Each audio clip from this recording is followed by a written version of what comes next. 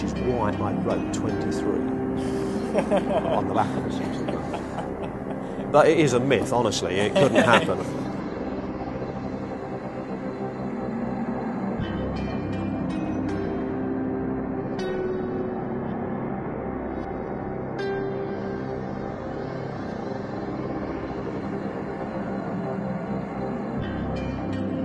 There are lots of different myths in magic, things that we see which we know can't possibly be true.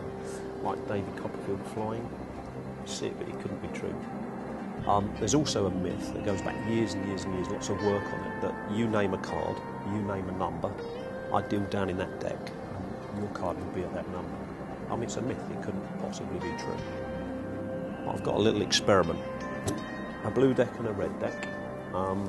We need to arrive at a single card, and to do that I'm going to get some cards eliminated. So the first thing to do, let me just explain the situation. Each and every card has a position in the deck. For instance, at the moment, the 4 of hearts is at position number 3. But look what happens if you cut the deck. The 4 of hearts changes place, as does every other card. And if you were to move cards around like this, nobody would have any idea as to what card lies at what position. That's a fairly good statement, yep. But like I said, we're going to get a card selected. Can I ask your name? Sam. I want you to cut the cards, Sam. Just reach in and grab some cards, about half the pack. But as you do that, I want you, as I said, we're going to eliminate some cards. So I just want you to think very, very clearly, either red or black. And as you cut the cards, just say whatever you're thinking. Black. You were thinking black. That's excellent. Of the black cards, your name is Richard. Cut the cards for me, Richard, but think of a spade or a club. Club. A club. You're thinking of a club.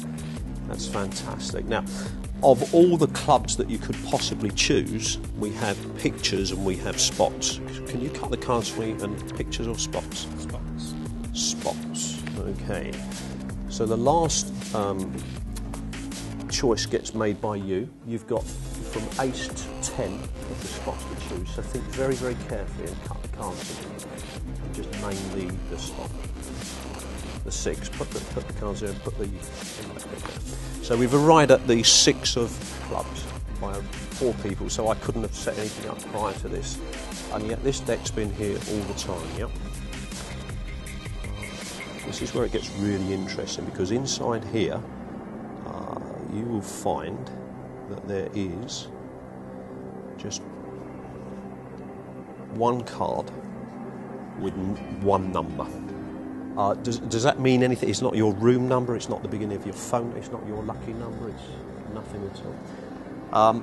As you were thinking of the card, you were also cutting cards and thus changing position of the cards all the time that this thought process was going on. And you had the final cut, and I've not touched the card since. Could you do me a favour? Could you pick up the deck for me? And I'd like you to deal down face up, if you would. Yeah.